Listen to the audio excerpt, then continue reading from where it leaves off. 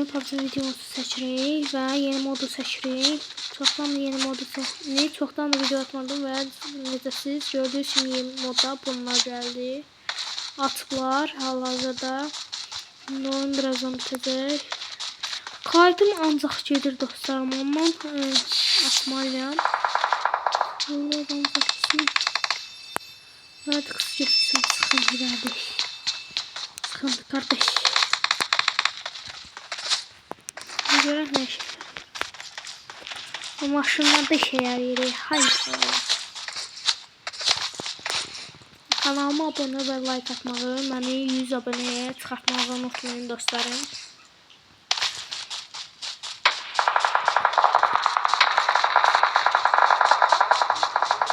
Oraya getsəm məni öldürəcəklər, bilirəm ki. Nə var mı? İkisi də ala özlərini öldürürlər. Bu takımın içində təkcə mən ölmüşəm.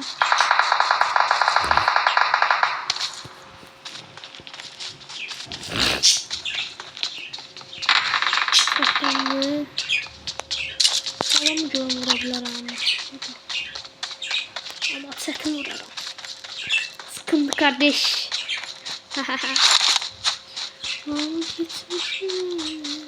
Ben dedi. Ay ya buradan böyle eğil.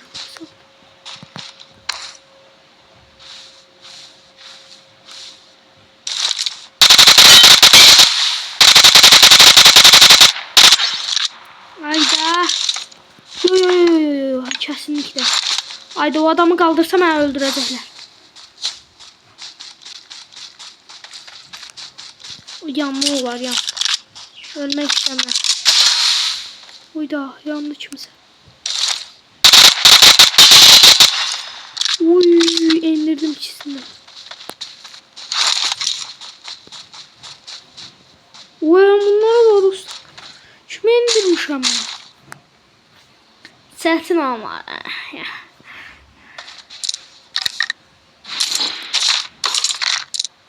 İndi götürmək istəmirəm. Amiri.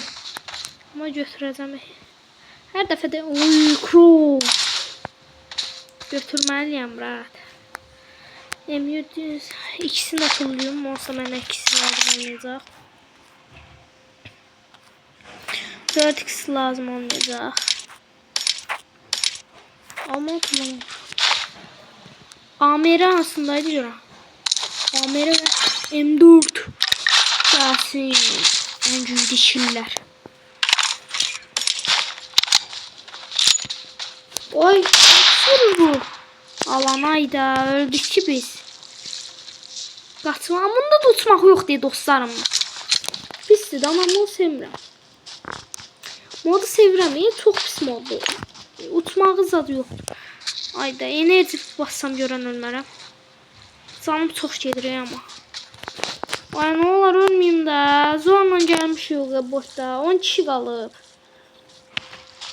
Ölməyəcəm. Hoppana getməliyim. Yo ölməyəcəm. Kesinlikle. Basmalıyım yani. Kitim qutardım iyi. Kit qutarsın əsas qaçmaqdır. Çatdırdım şükür. Ayda 5 saniye qalıb. 5 saniyədə ora çatdıramaram ax mən. Sakatcam. Sonuna gelmek istiyorum. Dostlarım sağ olun.